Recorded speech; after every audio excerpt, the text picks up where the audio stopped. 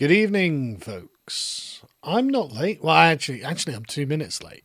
But what you don't understand is that I was milling around making time.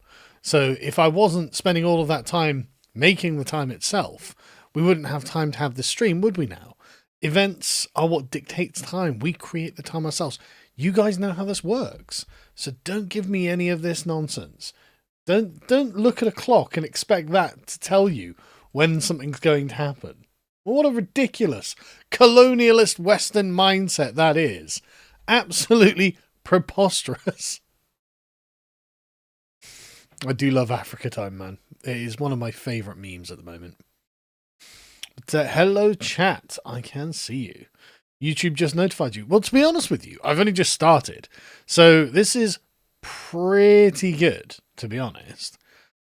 Yes, there is an Islander ad, of course, because I'm just making sure that once Islander 4 is gone, when it's gone forever, people aren't like, oh, I didn't know. Can I get a copy? Even though it's like 6 months after you stop selling it and you keep repeatedly telling everyone, this is not coming back. I don't want to have to pay 300 quid on eBay. So can I get a copy? It's like, yes, you can. You can get it now because, again, these are moments in time. But it is a beautiful thing and it is a wonderful joy to read. I've, of course, read it all myself because there are loads of essays in there that I don't get to see because I'm not the editor of it. I, of course, have my essay in there, which is called After Progress, as in what happens once we realise that actually progress has a limit. I know my essay, but I don't know anyone else's essays in advance. So I also get the pleasure of flipping through, reading the essays and finding out what other people think about the current moment of time we're in. So anyway, link in the description, go and get it as we're waiting for people to realise that, get notified by YouTube, I suppose, that we're actually doing something here. But 6 months in the future doesn't exist? Well, I mean, you say that now, but trust me, I'm looking at the past. What was it called? The Zamini, something like that. And there are many, many people in the Zamini who are like, I don't have a copy of Islander. Why do I not have a copy of Islander? I deserved a copy of Islander. I should have got a copy of Islander when I had the opportunity. And so all I'm saying is take that opportunity now. So yeah, do what you can. Anyway, how are you all? I hope you're all doing very well, because this is very interesting to me, what's happening at the moment. We've arrived in a particular moment in time in which you can feel the tectonic plates moving under your feet in British politics. Everyone is highly strung. Everyone is feeling the pressure because the current order just cannot sustain itself. It is running out of money. It has run out of political capital by a long way. Labour there was a latest poll the other day that said 11% of people approve of what Labour has done and what they're doing. And I don't know, but it's something like 2/3, it's like 70% or something like that, disapprove. Which makes me wonder who are the 11% who approve? I mean, that's lower than the number of foreigners in the country. So it can't be that it's the foreign communities that approve of Labour. Nobody approves of Labour. Labour are terrible. But it's not, in a way, it's kind of not their fault, because they've been saddled with the baggage of the past and, well, now make the best of it. It's like, but we can't. This is what we wanted, and so this is where we are, and there's nowhere they can go, and all they can think of to do is squeeze. They're like, right, okay, well, we can't grow, we can't cut, and so we just have to squeeze those people and just wring out of them as much tax money as we can. Just, Labour guzzling the country. And that's what Rachel Reeves is currently panicking about as she prepares the next budget. We're screwed, basically. They know there's nowhere to go and there's nothing they can do. And nobody is happy with how things are. I can only imagine what it's like being a Labour activist knocking on doors. Like, hello? Would you be interested in talking about the Labour Party? I mean, you're going to get two responses. I'm going to kill you. And yes, come in because I'm going to kill you. Yeah, so it can't be a pleasant thing to be a Labour activist at this point. So anyway, let's begin, because This genuinely has gone completely viral in Britain and elsewhere, right? In England and elsewhere. The St. George's flags, and not just the St. George flags, of course, you've got the Union Jack, but it's, like I said, most powerful when it's the St. George's flag, because everyone can tell this means something different. It's not the football season. Patriotism hasn't been siloed off into the regime-approved clap you seals mentality. No, this is something else that's going on with the St. George's flags, and everyone can tell. There are loads of videos of migrants or people who descended from migrants who are like, this is a bit weird. This is a bit intimidating, actually. I'm a bit worried about this. And to be honest with you, I'm not saying they're wrong even to be worried about it. Because, and for anyone who doesn't know, this is a statement of raw ethnic domination. This is a statement. The St. George's flag is telling everyone England belongs to the English. And this is how politics is going to be realigned. Or else. And they can feel it, as we will explore later on. They know that this is one of those things where, like I said, it's the primordial tectonic plate that is shifting under the crust of British politics. And they're normally happily stood on top of the crust of British politics, not having to worry about any of these things, because normally it takes a lot of energy to make a political tectonic plate move. But here we are. And I mean, I saw an estimate there was 1 million of them that's gone up. I mean, it's probably not that many, but it's definitely tens of thousands. And that is, I mean, I've never seen anything like it. And no one else has either. Kaya Bar's Barbecue, go and watch the podcast today. We covered why the German politicians are dying randomly. A 7th AfD politician has just died. But go watch the podcast. We covered it on there. And so, yeah, this is one of those things where they are aware that this is not politics as usual and something unprecedented is happening, and they don't really know what to do about it. But this is today's political satire in Private Eye magazine. So Private Eye magazine is an unfunny boomer magazine that's meant to be lampooning politics, but this cartoon really summarizes a lot of the issues, because I mean, of course, many people were painting the St. George's Cross on roundabouts because they're conveniently white and it means that everyone gets to see them as they're going around the roundabout. And as you can see, the aged white upper middle class person, presumably a Lib Dem voter or possibly a remnant Tory voter, is looking at the working class person who's just painted the roundabout, and the caption is, quote, "I'm not sure I want to give way to the right." That's quite interesting, actually, isn't it? Because, of course, in Britain, for anyone who's not from here, the rules of the roundabout are you just have to give way to the right. If there's someone coming to your right, you just have to stop and wait for them to go, and then that goes on around the whole thing. And you have quite a autonomous and intuitive system that makes roundabouts actually really a rather good idea. But if you don't give way to the right, what happens?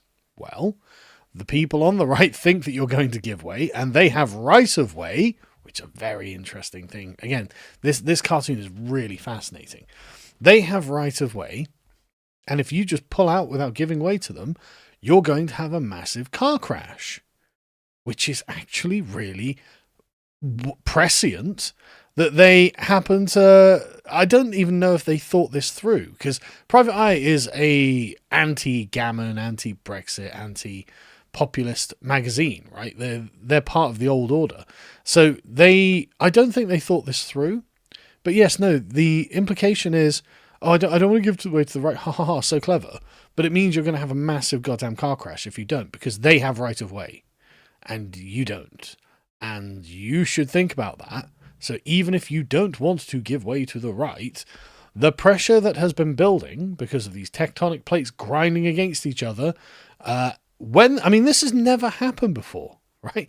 In all of my life, and I'm sure never in history, actually, it's never happened that people have just started randomly graffitiing the country with the national flag of England because they feel like they're losing their country. And so if you are some detached, disconnected, above it all, aloof Radio 4 listener, maybe you should, and I really mean this, if you're a Radio 4 listener who happens to have tuned in, shut your fucking mouth. Shut your fucking mouth. You are the problem with this country. You are the fucking problem. Shut the fuck up and give way. That's what's going to happen. Because otherwise, things are going to get really bad and you're going to be the one causing the crash. Shut the fuck up. Just go away, sniff your own farts, think you're better than everyone else, and let what's happening just fucking happen. Do you understand me, Radio 4 listeners? Shut your fucking mouths. Anyway, so that's, I think, a really good and prescient political cartoon at the moment, which I don't think Private Eye even intended it to be.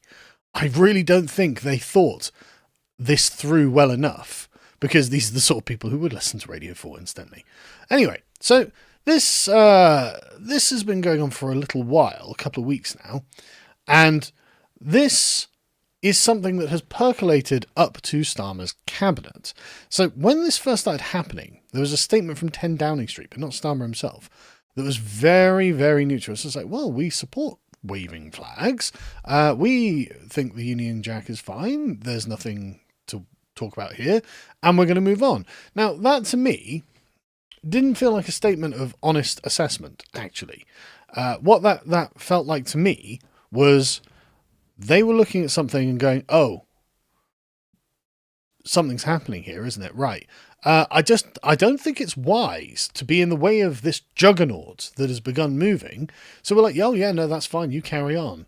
And as you can see here from about a week later, I think this was, video, you can see the England flag bunting in the background. Now, that's not normal for Keir Starmer, especially. That's not normal at all. You can tell, as I put here, one of Starmer's advisors was like, look, Keir, you just put the fucking bunting up and just carry on with your day. Just seriously. And Keir's went, oh, bunting? Oh, that's racist, isn't it? Yeah, but it doesn't matter. Just put the goddamn bunting up, or else something terrible might happen. So just put the bunting up, stand in front of it, do your cabinet reshuffle, talk about the asylum row, talk about how nobody's got any money, talk about how you're going to tax the peasants into oblivion. Just do it in front of the English flag bunting, or else something really bad might happen. Just do it. And so Keir Starmer dutifully appears in front of the England flag bunting because they know something is going on. Something is happening here, and they don't know what it is. Then you had Yvette Cooper, the Home Secretary, appearing on BBC Breakfast, and she apparently has bunting everywhere. Apparently she loves bunting. Apparently she's got Union Jacks all over her house, which no one believes you. We'll watch this. Do you have a flag on display in your home? On your home? Yeah. We actually have Union Jack bunting on our garden shed at the moment. I've got St George's flags. I've got St George's bunting. I've got the Yorkshire Rose bunting as well. I've got Union Jack flags and tablecloths. We've got the lot. Do you have a flag on display? I mean, let's watch that back with no sound just for a second, shall we? Because look, watch her body language, right? Let's watch this body language. She's like, yeah, you can see she's very on edge.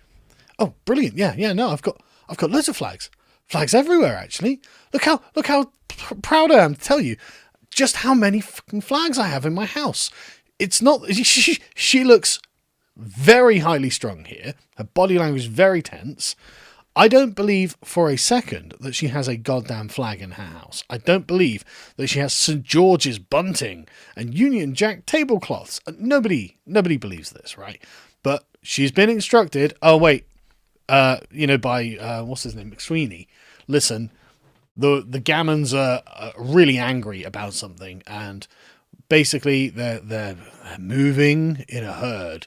There's a giant swarm of them, and you just tell people you've got bunting up. You don't have to prove it. Keir Starmer will stand in front of an England bunting in the 10 Downing Street. You don't have to do anything else. Just say you are, because otherwise something terrible might happen. And don't counter-signal.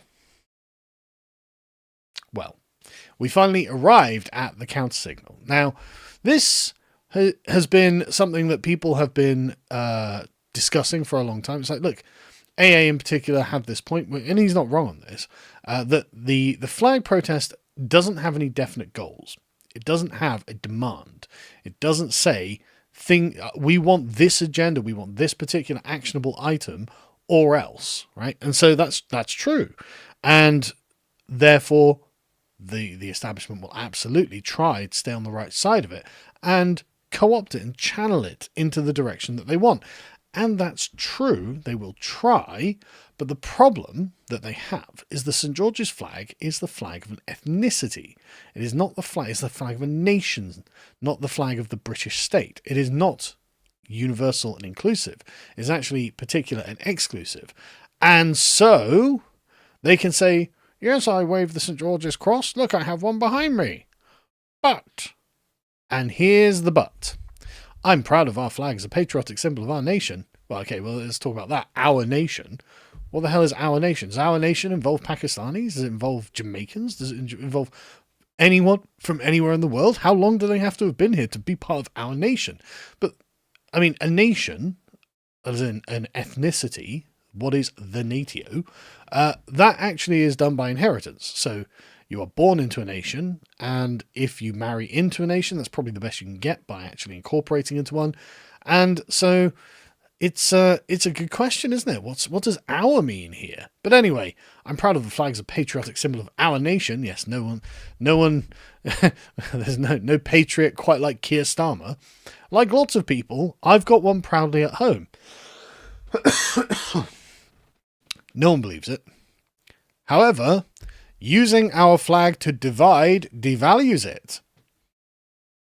Interesting. I mean, Luca here has got a good point, I think, that actually really summarizes the issue. I mean, I put England is for the English first. If that's divisive to your client communities, then so be it, because that's the way it is. But Luca points out, but the flag does divide us. That's what flags do. They demarcate one group from another. In fact, in Britain, we have at least 4 national flags, but we also have lots of smaller regional flags to denote those smaller regions and the people who are indigenous to those areas. They separate loyalties and identity for different people. The English flag belongs to the English people, not the French, not the Indians, not the Turks. The English, you devalue it in your attempts to dilute it. A flag for everyone is a flag for no one. That's correct. That is 100% correct. And Rupert Lowe there, post would have been just fine without the second paragraph, so you so nearly did something right. Exactly. But he couldn't help but counter-signal, right? He knows he's got to stand in front of the bunting. He can't be like, oh, I'm against this, because this is a juggernaut that is emerging from the earth. And so he's like, right, okay, don't counter-signal, don't oppose, just slightly counter-signal. Be like, yeah, well, but, it's got to be some inclusive symbol, doesn't it? It's like, nope, no, it doesn't. And you know it's not, and that's what you're paranoid about. I mean, he even came out and said basically the same thing in a BBC Radio 5 interview. A supporter of flags. We've got the St. George's flag in our flat. So you're encouraging people to put up more flags? I'm very encouraging of flags. I think they're patriotic. And I think they're a great symbol of our nation. I don't think they should be devalued, belittled, and I think sometimes when they're used purely for divisive purposes, it actually devalues the flag. I don't want to see that. I'm proud of our flag. Right. So, again, the counter-signal. Yeah, no, I have a St. George's cross at home. Yeah, no one believes you. No one believes you. No one thinks you do. You're not the kind of guy to have a St. George's cross like in the background on the wall or something. This is an effort of containment. He is afraid. He can see they have told him something big and important is happening with the flag. This is turning into a kind of national movement. Now, like AA said, it hasn't got a definite goal, and it doesn't mean a definite thing other than England for the English. That's what the statement that underpins the entire thing is. It's the same. I recently got into a bit of a kerfuffle with him on the Tommy protest on September the 13th. And I'll be speaking there, obviously, and I think everyone should come, because it's not that the protests, and I've said this before, it's not that the protests in the immediate sense will have a direct impact on politics, or it's very unlikely that would happen. What it is about psychological warfare. It is about pressure. It is about making sure that just every single day they are aware that actually huge numbers of people hate them and would love to see them absolutely go off the edge of a cliff on a bus or something, right? Like, people despise the Labour Party and they despise what has happened and what the Labour Party has done to this country. And so the point is continual pressure. The pressure is building. This is what is so good about the flag Raise the Colours campaign, is that the pressure is now everywhere, all over the country. And I really mean all over the country. England flags are going up. And so now they feel embattled. Instantly, they're already on the back foot and going, oh yeah, no, we've got our England flags. We like England flags, except we don't want to be divisive. Oh no, that's what it's for. It's here to be divisive. Us versus you in particular, and your client groups that you keep importing into the country against our will. That's what this is, and the thing is, you know it. And so that's just one layer of pressure, and then another layer of pressure. If Tommy can get, I mean, last time we got somewhere between 50 and 100,000 people out in Trafalgar Square, which was just colossal. Absolutely colossal. I've never seen anything like it. Like, people just down the streets. And I got to speak to that number of people. In itself is a kind of miraculous thing. I mean, how many times in your life will that happen, you know? And it turned into this giant, not like, I don't know how to describe it. It's like, it wasn't an angry protest. That's the thing. It's a giant political rally. And what was interesting is it was full of men, women, and children. It was families that went down there. And so the atmosphere was a lot more relaxed, a lot more jovial, and a lot more directional. People are aware that this is the sort of consciousness of the country coming together and saying, oh no, we have a real problem. We all have to be on side at this point. And so it's a morale-raising exercise, it's a consciousness-raising exercise. But also, there were lots of GB News presenters there who went down there and were like, oh right, so this isn't football hooligans. These are the concerned parents of Britain with their children who have come together to make themselves understand that they're not alone. And the Raise the Flag campaign, well, that's showing everyone it's not even that we're not alone. We're the majority here by a long way, all over the country. We are in every part of this nation, and we guard you while you sleep. You do not know the forces you are ignoring and about to unleash with all of this. And the flag protest is a warning. The Tommy rallies, the giant Tommy rallies, are a warning, and they're an aspect of psychological warfare. Pressure on the regime. Continual pressure on the regime. And the thing is, like I said, in each individual case, sure, nothing much is going to happen, but it's straws on the camel's back, straws and another straw and another straw and another straw. And the point is to draw them out, to make them counter-signal, to make them stake out themselves against us, but also to make them react. Because if they do nothing, then they win, because they are the establishment. This is Zelensky 101. They have to be reacting to you. And Keir Starmer is currently reacting to us. If you're explaining, you're losing. The dialectic is going in our direction, and that is bloody spectacular, because this has been against us for a long time now. And so, yeah, he's going to have to explain this. Who knows what happens at the Tommy rally? He'll have to explain after that. And remember, these people are human. They see the huge number of people. They see their own replies on Twitter, and they get the emails that are in their inboxes, and they know everyone is angry. And if people are prepared to actually make the effort to go to big rallies, well, that shows that you have a very engaged activist base that is forming for the England flag protest, forming for a huge nativist movement that is actively bought in to what they are doing. And so this is, again, all huge amounts of political pressure. And then they'll look at their approval rating at 11%, and they'll be like, right, so the country just hates us. They're actually on the streets. They're putting up the flags everywhere. What are we going to do? And they have to do something. And that's when they'll screw up. That's the point. Draw them out. Give them every opportunity to make mistake after mistake after mistake until it finally buries them. That's the point of the flags. That's the point of the protest. That's the point of doing all of this. It's not that individually any one thing is going to work. What it's doing is establishing that this is a hostile environment to leftism, to mass immigration, to woke stuff, to the Labour government, to the civil servants who betray us. It's a hostile environment to everything about the system itself that is, I mean, literally, Graham Linehan got arrested for tweeting when he was in America. He is not a British citizen and he was tweeting in America, and yet he still got arrested when he came here, right? And the tweets were, I don't want men in women's bathrooms. That was literally the sum total of the message of his Twitter, of the 3 tweets they arrested him for. And so it's just like, no, look, the pressure is on. Everywhere the pressure is on. And that's the point. This is a hostile environment against the system itself. And eventually the system is going to break. The system cannot take this. And the thing is, they know it. That's why they've got such a cowed reaction to the flags. Because, I mean, seriously, before the Southport riots, if people were going into... I mean, they have not responded at all to the vandalism on mosques. The St. George's Cross and Go Home Muslims or whatever has been spray painted on mosques and mosques have been vandalized. You've seen nothing, right?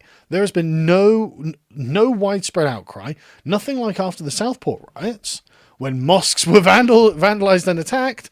Nothing like that, where Keir Starmer came out and said, I'm going to get you. I'm going to stamp you down and I'm going to put you through 24-hour courts non-stop and you're all going to jail for this and you will regret this. He's not responding like that at all.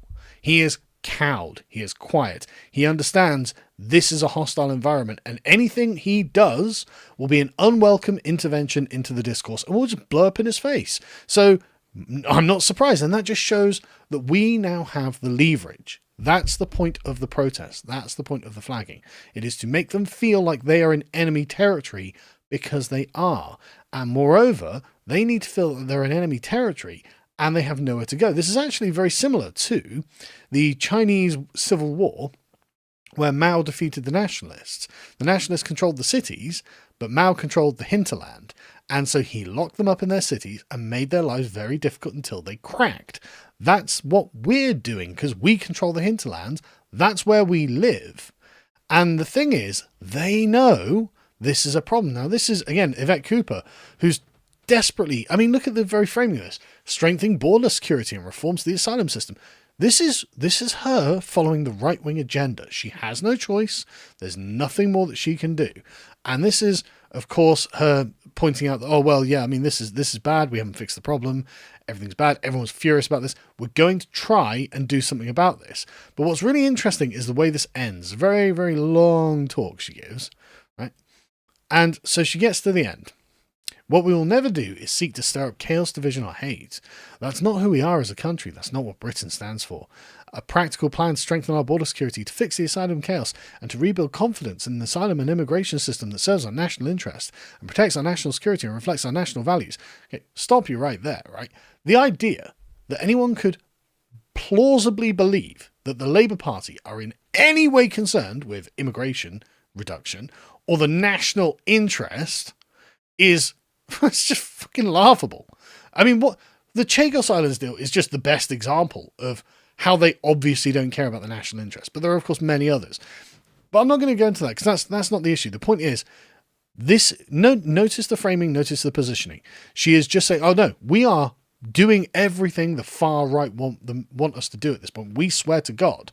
What we don't want is for chaos. We don't want you to cause trouble. It's like, yeah, of course you don't. You're the people in charge. You benefit from stability. And then she says, when we wave the Union flag, when we wave the St. George's flag, when we sing God Save the King and celebrate everything that's great about our country, we do so with pride because of the values that our flags, our king and our country represent. No, this is a statement of ethnicity. The values of the English people have changed over the centuries because we're a very old people. We're one of the oldest around.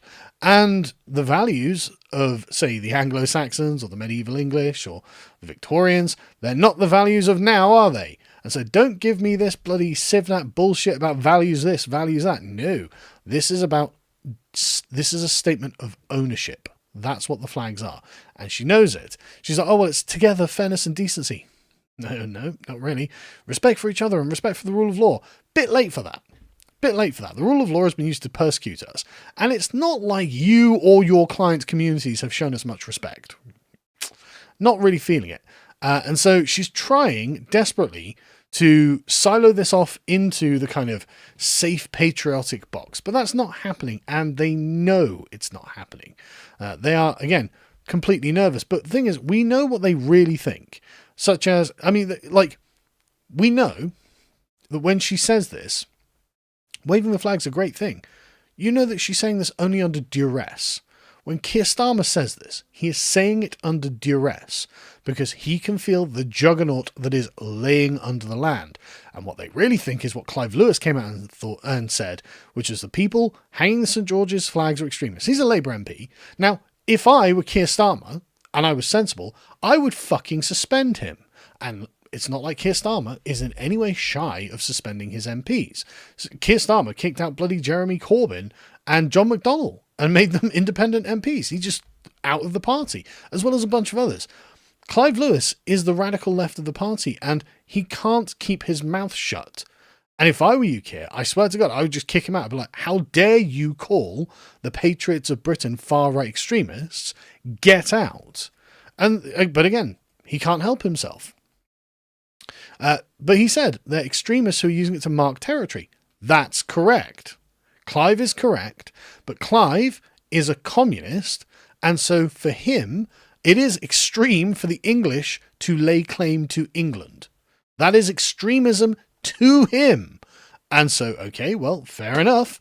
Let's take them at their word, because that is exactly what Keir Starmer believes. That is exactly what Yvette Cooper believes.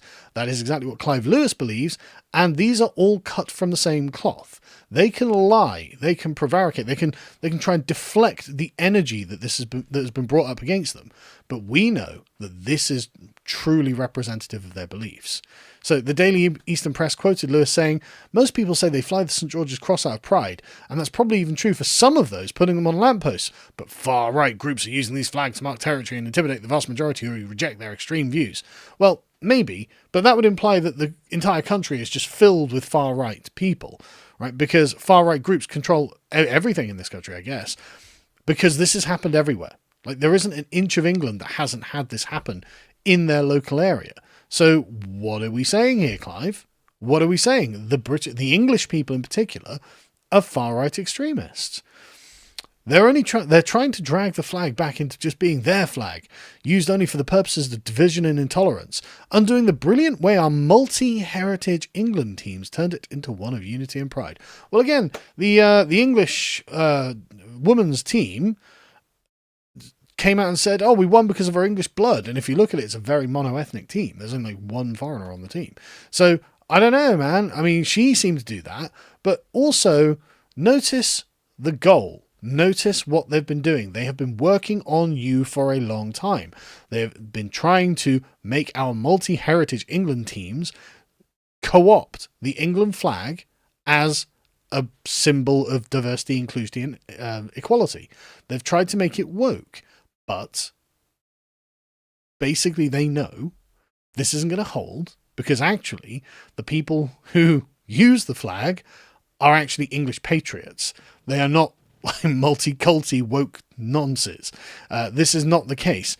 And they know that this is going to be something that snaps back to division and intolerance. Because really, it is kind of about division and intolerance in a lot of ways. This is about the fact that the English have not been listened to in the case of immigration. And it's just unacceptable. It's just gone far too far. And we shouldn't be tolerant of them literally turning us into a minority in our own homeland. There's no reason we would want this. This is not advantageous to us in any way, shape or form, and we keep voting against it. The democratic will of the country has repeatedly, over and over and over, expressed that this is not what we want. And yet, we're here. And so now, yeah, you get the statement of division and intolerance. And I want you to be nervous, because you should be, and I know that you are. I know that you're worried where this goes, because honestly, you shouldn't have done any of this. You should have accepted that the answer is no. We do not consent to what you're doing to our country. We do not want this. And we never have. And like I said, they're worried. They're very, very worried. They are afraid that this is going to unleash something titanic that's beyond their control. Because remember, they are not in a good position. Like 2 months ago, police leaders say they will struggle to fulfill Labour's promise to recruit 13,000 officers. Well, why is that? Why wouldn't I want to be part of the police of diversity and inclusion? Why wouldn't I want to be the Stasi of the regime? I mean, there are armed men who need to arrest comedians as they come in through the airport because they oppose men in women's toilets. Like, don't you want to sign up for that? Isn't that what you're here for? You know, they wonder why they can't do this. And it's like, yeah, that's a real issue. Well, I mean, maybe if you hadn't been blocking white applicants to boost diversity, people wouldn't feel quite as attacked in the way that they have been. And they would be like, you know what? I'm putting up my England flag. I don't care. I'm sick of this. I'm absolutely sick of this. And you know what? You get what you deserve. You get what you deserve. If you've decided that you are for the immigrants and not us in our own police forces, then I'm not surprised that you can't recruit. I'm not surprised that you can't retain. And man, they are worried, right? This is one of the Chief Constable Gavin Stevens, chair of the National Police Chiefs Council, and they are afraid. They're like, look, we are under too much pressure. We cannot hold the line here. He said, he told the BBC that people in leadership positions in the UK need to think about how to reduce and diffuse tension and not sow division. You hear that, fucking Clive Lewis, you communist prick? Shut your fucking mouth. The time in which we listen to this kind of nonsense is over. The time in which we are browbeaten by you is over. We are the majority by a long way, and we are everywhere. And I don't know whether you've noticed, but Nigel Farage is curb stomping you all in the polls. Not that Farage is going to fix any of the problems, not that he's any good, blah, blah, blah, but he represents a protest vote in the mind of the British and predominantly English public that we are sick of this. We are done with it. I mean, I'm probably going to have to vote for Farage. I've got, no choice really, but it'll be better for him to win and you to lose your seat than the opposite, for you to continue like you are. It'd be better for Keir Starmer and Angela Rayner and Jess Phillips and all the rest to lose their seats, and they're gonna. They are going to lose their seats, if not to Farage, to the Muslim independents. That you're going to get great replaced. After bringing these people in, they realise we don't need you, actually. Jeremy Corbyn is going to come back and destroy the party that kicked him out. It's going to be hilarious to watch, frankly. But he's going to do to Labour what Farage did to the Conservatives. And honestly, I'm kind of for it. Yeah, no, I want them gone. Let the two zombie parties that have been propping each other up, let them go. Scythe their legs out from under them. Batter them down. Let's see some change. But anyway, as you can see, the protests are ramping up. There was 928 in 2023 and 3,000 this year so far. Right?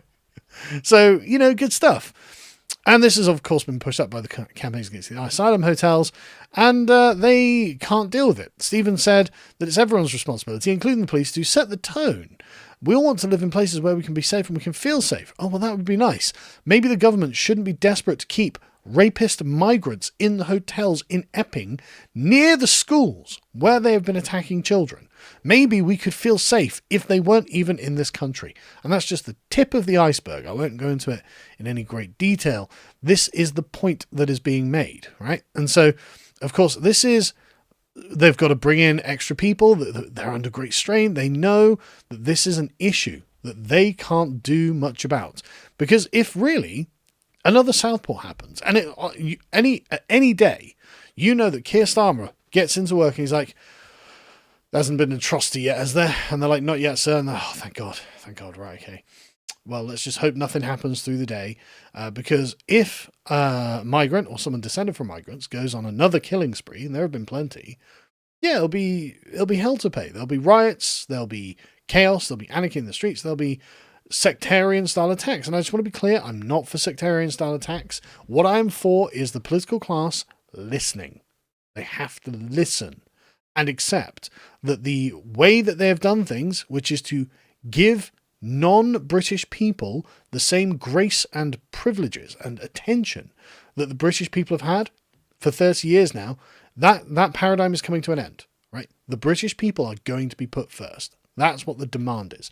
And that's not an unreasonable demand. And so that means if the British people decide they have had enough of all school meals being halal at this point, which is something Rupert Lowe is going on about, then that stops. Then we don't have halal. If we want to ban halal meat, we ban halal meat. And if the communities that want that to happen don't like it, then they can just go somewhere else because they have countries of their own. It's going to be the same for everything. Right? We are done with the way things were happening. We are not going to be permitting this. And like I said, they are afraid. They are deeply afraid of losing control because the system is creaking. The system is falling apart, and they know it. They're the ones telling us it. We can see it for ourselves, but they're the ones telling us, look, we don't have the manpower for this. We don't have the public support for this. The people are not being policed by consent at this point.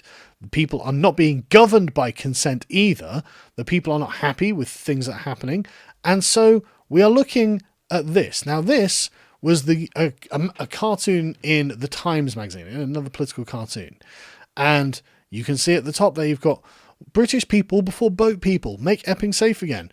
We're not far right. We're worried about our kids, etc., etc. So just regular looking people protesting, and then coming up from under the ground is Gammonzilla, the thing they fear most, which is basically the politicization of the English ethnicity itself. And it's like, well, if you didn't want that to happen, maybe you shouldn't have spent so much time ignoring their demands.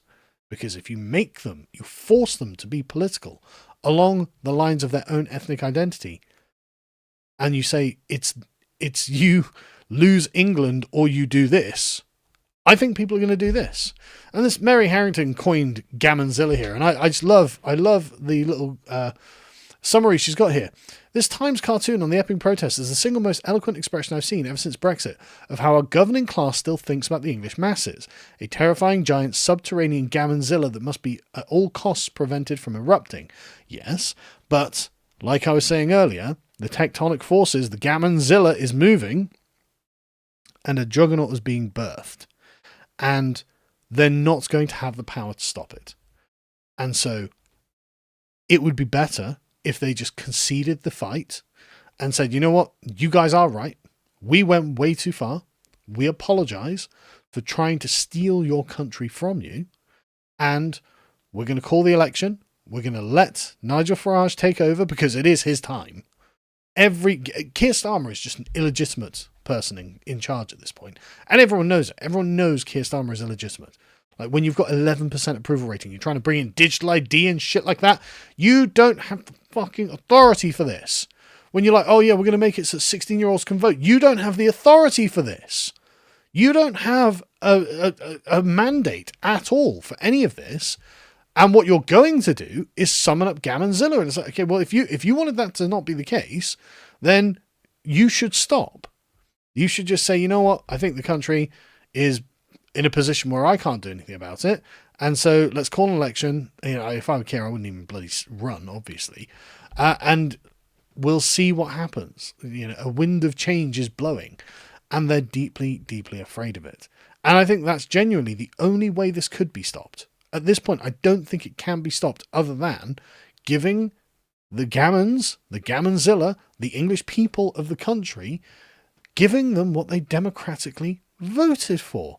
Over and over and over and over, the system did everything it could to stifle the thymotic desires of the English people that they voted for. And okay, if you're not going to play nice, then it will stop being nice. And like I said, I'm not in favour of this. I think you should concede. I think that you are actually at this point outmaneuvered. I don't think there's anywhere that you can go. I think that the system is at the point now where it just can't sustain itself in the face of the amount of resistance that it's going to start finding. And they know they are close to breaking point, and they know it. Like, Angela Rayner was on TV today crying over fucking some tax thing and a third home or whatever. It's like, it's, again, constant pressure in every single conceivable way. We want the regime to be under pressure. The system has to be under pressure because eventually they will crack, and therefore we will get what we want finally from democracy, and maybe, just maybe, we can save our country and actually have a place to live. And I'm not, like I said, I'm not in favor of violence. I don't want violence. Don't go out and do anything violent, and especially not at the rally on the 13th. You know, again, as Alexander put it, on the conduct of one depends the fate of all. You have to behave yourselves. We have to behave ourselves. We have to just go out there and make sure that we're adding our vector of pressure on the government. And I mean, there was an article on this, the Spectator or the New Statesman today. That was the era of mass deportations is upon us, something like that. It's like, there we go, we're winning. And I was at the Wittown the other day. You saw the speech, and I asked everyone afterwards. Like I'd said, like 2 years ago, I'd given a speech saying, look, people don't feel like we're inevitable yet. But do you feel like we're inevitable now? And everyone put their hands up. They're like, yeah, we are definitely going to win now. Everyone can feel it. The vibe shift is complete. The Labour Party can feel it.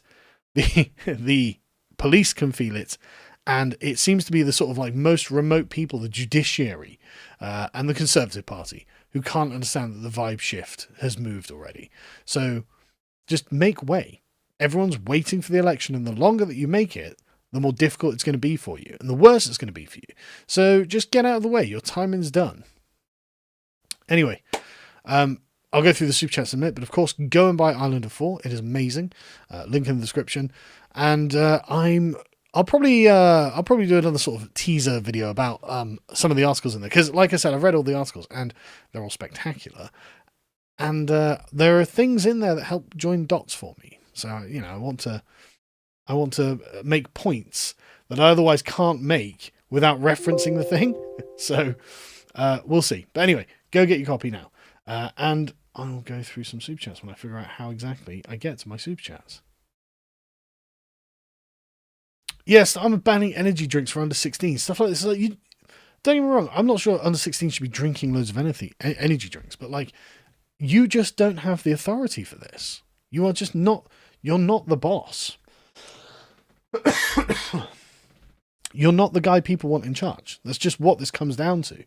And until he can learn to accept it, frankly, he's going to find himself just under pressure all the time, outmaneuvered all the time, and in the face of a rising ethnic consciousness. And so that's why the protests are good. That's why we've got to keep going. But again, be lawful and reasonable and decent, of course, in all ways.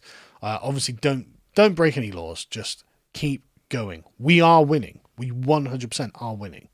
And so just keep doing things, keep supporting people, keep tweeting. I know they want to come down to you, but they're only going, well, they will go for everyone, but like, just keep tweeting. Just make sure you're not giving them an excuse to arrest you. Just keep the pressure on. We are winning this. David says, when can we get a Superman 2025 review from you? Never. I hate Superman, I'm afraid. Mini Mobile Review says, just order a copy of Under the 4, you legend. Oh, he has just ordered. Well, good man. And yes, again, like, you'll regret it afterwards if you don't. I promise you, I get so many messages. The Emperor's Champion says, England stands. And honestly, that's what this is about. This is about the Gammonzilla, like, pulling itself out of the earth and raising its head up and saying, right, I've had enough. I've just had enough. And I'm not taking it anymore. And like I said in my Wittown speech, so look, the more you resist this, and the more difficult you make it, the more hardline the response and the snapback is going to be. And it could be that it's not that bad. It's just you have to make way and actually let the people get what they want, which is millions of people who shouldn't be here. The entire Boris wave, all of those people should be denaturalized and told to go home, incentivized to leave, cut off their funding. They will just piss off because they are not from here and they haven't got any particular investment in this place. They will just leave. And then once millions of people have left, we can start talking about the future dispensation of this country. Or you can keep resisting. See if you think you can break us. We've got nowhere else to go. Like, we don't have other countries. We don't have other careers. We don't have anything else to fall back on. We are literally back against the fucking wall at this point. So no, you're not going to outlast us. We have nothing else that we can do all day, every day. So we'll see who breaks first, And again, the more pressure, the more resistance, the more friction that is encountered by us doing this, the worse it's going to be for your precious client communities. So just get it over with. Just let us win, and then we can be kind. Because, and I mean this, like, there are going to be people. I know there are people who are far harder line on all of this than I am. I'm a bloody soft, wet, centrist moderate to compare to some of the people who are coming up at the moment. And I'm telling you, if you don't want the worst timeline to happen, you've got to accept that you've lost the argument. You've lost the battle. Roundabouts only work in high-trust societies? See for yourself, says the last Russian. Well, I can't see for myself right now, but I think it's not just high trust. It's, you've got to be fairly well socialized. If your country hasn't been socialized into using roundabouts, then I can see I can see why you get some accidents. Mason says, Labour's dilemma: have a balanced budget or give every non-English speaking child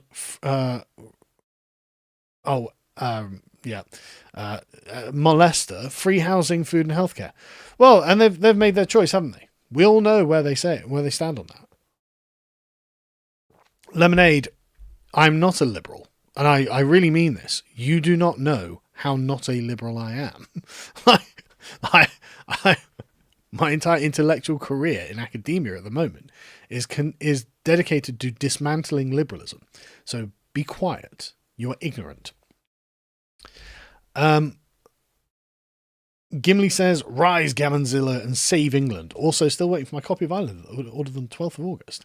The support is already on it, though. Well, that's good. I'm sure they'll just send you out another one. But it should be here. The new delivery system we've spent a lot of money on has been really good in all of the respects, as far as I can tell.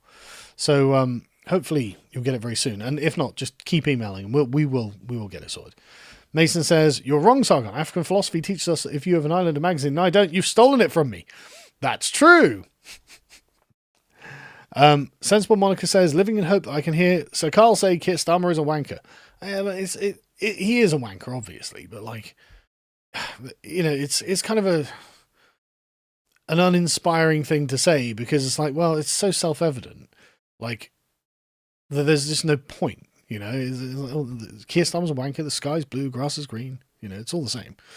Mana Yud Sushashi says, it'll be 30 years around the sun for me this year. Any advice for men reaching this milestone, especially those who neglected their 20s? Thanks for all you do. Get to work. I neglected my 20s too. I didn't get to work until I was in my 30s. And I just wish I'd got to work in my 20s. Whatever it is you're doing, like whatever your interests are, whatever you want to make a career out of, you need to build that in your 20s. You shouldn't wait till your 30s. Don't be lazy. Don't mess around. Don't do what I did. I've had to do a lot of catching up in my 30s and 40s. You can lay all that groundwork while you're young and then enjoy yourself when you're older. That's how you should work. Subai says, let's go UK. Let's hope so. Sleety says, the 11% must be lefty muppets that would vote for them no matter what. Labour is going to destroy our once beautiful, wonderful country faster than I thought possible. Oh yeah, absolutely. It's crazy how much they're doing to destroy us and how quickly they're doing it. And they're definitely trying to speed run the French Revolution at this point. They know they've only got a couple more years in power, and they're like, right, okay, votes for 16-year-olds, digital IDs, get every migrant in those hotels. Like, we're going to get all of the radical left things we've been asking for forever. We just need to quickly get this over the line. And it's like, no, what you're going to get is a radical right-wing government and it won't be Farage, but you will get a radical right-wing government at some point that comes in and says, no, all of this is scrapped. Because Farage will never say, this is the end of immigration, right? He will never, ever, ever in a million years say, we've had enough immigration, we're just not going to have it anymore. Right, and that's what people really want. They just like a sensible right-wing politician who wanted to win the debate would polarize the issue. He would come out with a campaign that was basically called "Not One More," no more migrants ever again. How dare you? Not only was this a massive betrayal, but it hasn't done what it was promised to do. It was supposed to grow the economy. It was supposed to save the NHS. It was supposed to make the world wonderful and fluffy and diverse, and instead it's done all of the opposite things. If the sort of 15 million immigrants that we brought into this country are not sufficient to accomplish the goals of immigration, then the goals of immigration cannot be accomplished through actually mass immigration. So the end of it. And once you radicalize, sort of polarize the conversation in this regard, you will force the British public to come down on the side of yes immigration or no immigration. And it will literally be you and everyone else, including Nigel Farage. It's like, oh no, I still want immigration. Of course I still want immigration. For some reason it'd be bad if we didn't just let everyone in this country. And so you would be the only person on the other side of that argument. And so people would be like, you know what, if it's more or none, I'm going for none. I'm just going for none. It would be better to have none, right? And I think that would be the winning strategy. Jonathan said, birthday monies. Though good point. Even the families in the UK have their own flags. Well, yeah, they have coats of arms and whatnot. But yeah, it was my birthday yesterday, so thank you very much. 46. Hopefully I did. Do I look 46? Let me get a picture of myself up. Hopefully I don't look 46. I feel like I have a youthful demeanour either way, even if my eyes are cracked and, my skin's grey, my beard's white. Like, hopefully I still have a youthful demeanour. The only flags Keir Starmer has are the red flags he raises with every speech he makes. Well, yeah, I believe it, to be honest. I mean, Keir Starmer is an unreformed trot, student radical. He never stopped being a communist, so I completely believe it. Elijah says, does Nick 30 donate to Tommy Robinson for raising 26k for Maori to form a hacker at an English immigration protest? Well, you've got to understand that Tommy's protest is more a kind of legacy of the British Empire in the 20th century. And so people in his mindset view the empire as kind of like the dominion of the English. And so the things that come under it are in some way to be incorporated in a subordinate way, but like it's still to be there. So if you don't like that and you're like a hardcore English nationalist, and of course don't donate, it's your choice. But it's not going to be a deeply exclusionary event, and I think it's kind of wrong to expect it to be. I just don't think you would. I just don't think he'd have the kind of support that he has if he was that way. So I don't know what. I just don't think you should expect that. But again, if it's not for you, it's not for you. Freddie says, I'm going to go. Europe and the West is being destroyed while Israel is emptying the Middle East to expand. Greater Israel in the making. Well, Firas he's back from his wanderings in the Middle East now, actually. And he did his first Realpolitik on Greater Israel, actually. The first one he got back, I was like, Jesus Christ. But he's a very, very reasonable and sensible commentator. And so go to lotuseast.com and watch that if you are curious about what the Greater Israel Project's about. Scoop says, appreciate your pal, respect and love from Yorkshire, God's own country. You take that back. Wiltshire is God's own country. It's only a small token from a poor fellow financially crippled since the lockdown. Well, I mean, it's been the same for all of us, isn't it? But thank you so much, man. And don't worry, we're going to win. We're going to win. And when we win, right? And this is another thing. Like, the economics of this country is just so backwards. So backwards. I mean, things are way worse than when Liz Truss was in charge. Like, it was 4.8 on the bonds, and now it's 5.7. And yet everyone's just crickets. The Bank of England's just like, well, I mean, this is the party we want to be in charge, and we're screwed. And everyone's screwed. And no one can do anything. So we know why we're screwed. It's because we are taxing the shit out of people and importing millions of people to compete with them in the market and making it impossible for anyone to get ahead. But when we win, that's not going to be the case. Handouts to foreigners will go. The amount of money we spend on all of this, it will go. Millions of people will leave, and therefore wages will rise. Things will get better when we win, trust me. Shaker says, best of luck from Canada. This is resolved peacefully and soon. Wish we weren't worse off in national identity. Flanderized to be anti-conservative USA. Yeah, I know. It's not easy, is it, for Canada? And I don't even have any advice for you either. Legalize Adulthood says, make England great again. Mega for $50. Thanks, man. Really appreciate that. Mr. Spencer says, make Albion great again merch when? Well, the thing is it's a bit too much of an American import, and weirdly people are really sensitive about that. But I am too, which is why we haven't done it. But we will create. I mean, we've got patriotic merch obviously on the store, but we will create more. Dreadnought says they can see the minefield we're laying for them. Yeah, that's a great way of putting it. It's a great way of putting it. Why is Keir Starmer out in front of the English bunting? Because he's just realised he's in the middle of a minefield. That's exactly the right framing. He's in the middle of a minefield. He's like, okay, well, if that's what I need to do to avoid stepping on the mine, it's like, yeah, that's great, Keir. Don't counter signal. It's like, I'm going to counter signal. I can't help but counter signal. You shouldn't be using the flag to divide. Shut the fuck up, Keir. That's the point. Blink twice if Britain needs help. Well, I'm not even blinking twice. I'm telling you. You guys want to get banned if you mention... Oh, well, no, I'm not going to do that. Thomas says, Carl, thanks for the amazing content of the years. Many think it's this long. Currently enjoying Island of 4. Cheers. Well, thank you very much, and I'm glad you're enjoying Island of 4. Knight of Grim Fury says, keep safe on the 13th. Greetings from the Netherlands. Well, I expect everyone to be well behaved, and everyone at every protest prior has been well behaved. The thing is always really well coordinated. People are always, again, just decent, really, really decent. And so, yeah, obviously. And you know what? If you've got a food van, it'd probably be a good idea to come down with it, because you'd probably make a lot of money. Go and sell drinks or something. Not alcohol, but like water. Cold Cokes would be good. What they want is unfeasible, says Bunny Noah, but what they fear is very plausible.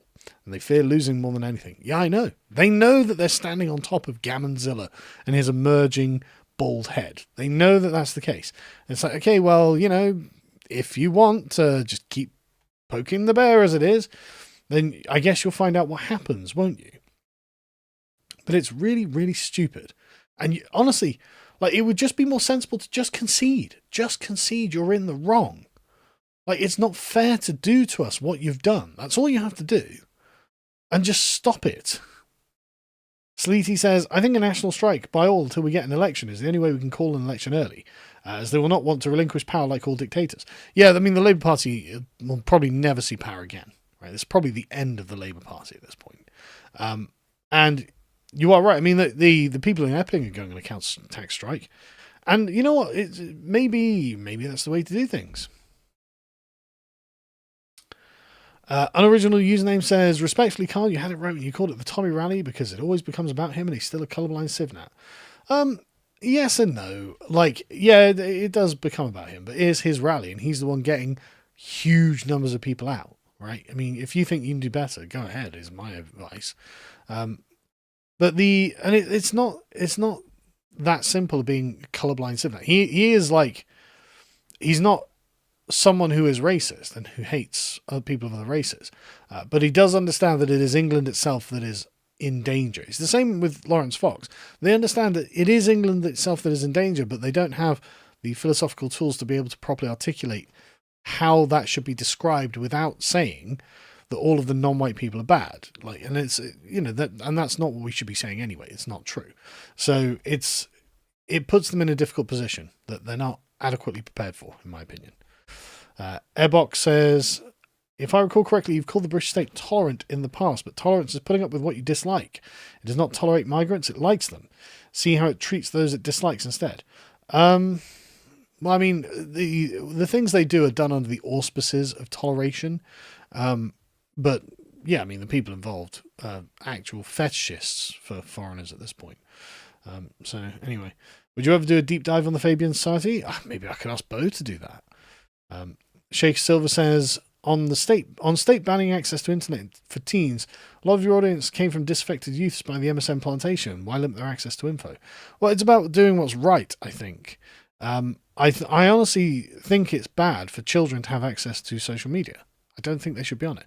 But you say that, but actually most of my audience didn't do that. It's probably about 15% of my audience who was under 24.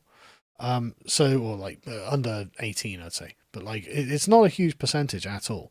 The average age of my audience is about 30 to 35. So it's not a huge number. But there are a lot. I mean, that is a large number, though, on its own. But even then, it's just about the right thing to do. I just don't think children should have smartphones and access to social media because it's bad for them.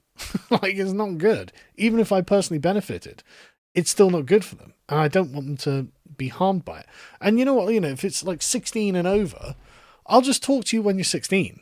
I'll explain things to you when you're 16. I'm sure you'll still get it. Most of my audience have been adults of my age or older, frankly, when I've been talking to them. So it's not I need to brainwash people. I'm happy to persuade, people in the chat, they're not young. Some people do, like Visible Sun there. I found you when I was 15, which is great. But no, my audience has always been relatively mature. So I'm not worried about that. Harrison says, an African is never late, nor is he early. He arrives precisely when he intends to arrive. Yeah, Africans are very much like Gandalf the Grey. Adam says, what do you make of us in Scotland having such wet wipes for politicians? We've been so wet for years and it hurts my happiness. How can it change? You need the Braveheart Party. Honestly, I really mean it, right? In Scotland, I keep telling Dank this. Just go out with a mate, register the Braveheart Party. And just be like, yep, we're Scotland's far-right nationalist party. We actually care about Scotland as Scotland and not Scotland as a vessel for universal human rights and mass immigration. We are the Braveheart Party and we're here for Scotland. And I bet people would vote for it just on the name alone. I bet you end up with double digits, like 10, 12% in the polls. Just because, the Braveheart Party, yeah, I'm voting for that. Fuck the SNP. Fuck the Labour Party. Fuck the rest of them. I bet you could do it. EHI says, seems like the plan was the hard right turn. Inevitable with this level of migration into an unsuspecting nation. We're going into the strong men phase. Yeah, this was inevitable. It was absolutely inevitable. Chance says, just ordered my copy of Islander. Wanted to say this movement is global. Even in Canada, we're starting to budge on immigration. Man, Canada's had it worse than England as well. Aren't you like a third immigrant now or something like that? It's actually crazy if you think about it. But thank you for ordering Islander. And it is a global movement because everyone is entitled to their own nation. It's so straightforward. Everyone is entitled to a nation that takes their interests first and puts them first. And that's, like I said, it's not that you can't ever have immigration. It just has to be done in the quantity and way that a nation wants it. And if a nation turns around and says, look, we actually don't want immigration, and we said that 60 years ago, then it should have been respected then. But instead, we're here where we are now, and Gammonzilla is rising. Is it just me or does the September 11th protest feel like a trap? Something feels wrong just in my gut. Yeah, but everyone said that with every single one. They've all gone off with that hitch. I'm not particularly worried. Sentinel says, my copy of Islander was stolen in the mail. Well, unfortunately, I can't do anything about that, mate. I'm really sorry. You've got to talk to the delivery people. But I mean, email us and we'll see what we can do. But I doubt there's anything we can do about that. Steel Manning says, happy birthday, Carl. Here's to purging the Varalise from the hierarchy of foreignness from England. St. George for England. Well, thank you very much. Well, thank you everyone for joining me. Hope this was interesting as well, because I really think that we can feel the pressure building and we can feel the tectonic plates moving. I really believe it. Anyway, thank you very much for joining me. Thank you for all the generous donations. Did I miss your super chat, Imka? Sorry. I did. Hang on. Maybe it came in after I last refreshed it. Hang on a sec. Sorry, there are a couple of others. I didn't see them. Favorite English monarch? I vote King Richard the Lionheart. Probably Alfred the Great. Probably Alfred. Alfred is himself just such a wonderful person and we've got so much evidence of it from the things he personally wrote. Is that Rupert Lowe PM in my chat? I don't believe that. Let me go and check the channel. It should be MP, not PM. What am I looking at? Anyway, I'd say Alfred. Alfred's just as a virtuous man. Alfred was such a good man. Imka says, I'm an Armenian immigrant, recent British citizen, paid for visas, NHS, everything. Do you think I qualify to stay here, or do you prefer I leave as well? Well, that's the point, isn't it? There are good people who are on our side who are not English, and I don't want to ostracize those people. The problem is quantity, and the quantity has been, well, kind of hostile, right? And there are many people who actually don't care about this country, who are just here to grift off us, who are just here to suck up money from us. And this is unacceptable. This is just unacceptable. But people who work hard, well, we must have a way of recording that. And basically, I think if you're a net tax contributor, then we can allow you to stay. It seems fairly fair to me. And the thing is, I know that most immigrants are not net tax contributors, so I don't think that's casting the net too wide. Bim says, do you think Tommy's been compromised? I don't know, maybe. It's hard to know about anyone, right? Anyone could be compromised. And so I hate this kind of conspiratorial backstabbing mindset. I'd rather just operate on good faith. And if someone does something bad, then, then you respond to it. But like acting in a really guarded and hostile way, it just seems like it is a deliberate kind of way of making sure you can never build alliances. And I don't want to be like that. I don't like living like that. Mr. Twisted Frenzy says, happy birthday, Carl. Wishing you all the luck from Ireland. With any luck, the rise of the National Party on one of our islands will help bolster the other. Stay strong, God bless. Yeah, I know. I mean, what's crazy is the Irish have got a much stronger sense of national self than the English. And Ireland doesn't have a right-wing nationalist party. It needs one. It should have one. Yeah, we can ban hostile ideologies. There's nothing wrong with that. Started watching you when I was 14 back in 2014. Thanks for your work. Well, thank you. And I hope you matured into a responsible young man. Definitely not Shiro says, hi Carl, I'm an immigrant myself, but with you, I'm intensely annoyed at all the handouts while I'm getting taxed over 40%. Hope there's still a place for productive people after you guys win. Go England.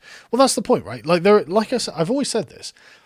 People who are well-meaning towards us, who are our friends and not people who grift off us, making them enemies, our friends should stay, because honestly, there just aren't that many of them. Like the number of immigrants who are actually paying tax as a net contributor, I mean, almost none of them, frankly, are when they come from outside of the European Union or the United States and Canada. So basically, if you're from the Anglosphere or the EU, you're not a problem. But on an individual basis, we can track your tax contributions. If you've been a taxpayer, fine, you can stay. Why not? It means you're actually doing what you're supposed to do. Like, I would say that's a relatively good judge of character. I saw Mr. H in the chat saying, well, we're not in an economic zone. It's like, that's true. But we can also use this as a proxy for judge of character. And then we can just deport all of those people who are a burden on us. Because if you've come over to be a burden on us, I can't help but feel that that's, again, an indictment against your character. You made that decision and you're making us pay for it. So I'm not having that. You know what I mean? But yeah, no, but and that's the point. I don't want to just be, I don't want to get to the exact, the hard line position of just no foreigners ever, because I just don't feel that's very fair. And we have got friends who are immigrants. We don't need to deport everyone. We just need basically about 4/5 of the immigrants to go home. Right, I'm gonna refresh again, but I do have to go to bed. Of course, I'm shattered. I work all day, and then I work some more, and then I do this, and then I work some more. I'm not complaining. I've got a wonderful life, but it's like, I'm tired. The soup chat came in at African time. Greetings from South Africa, and happy birthday. Well, thank you very much. No Islam out of the Middle East can't be negotiable. There's no such thing as moderate Islam. They will betray you. Well, like I said in my Witan talk, I think these things will be judged collectively in many ways. So anyway, thank you again very much for joining me, and thank you for the very generous donations. I really appreciate them. If you want to see more of me, come on the podcast The Lotus Eaters. We are now streaming to YouTube, so search podcast The Lotus Eaters. So we're back on YouTube, because YouTube's basically eased off the censorship, it seems.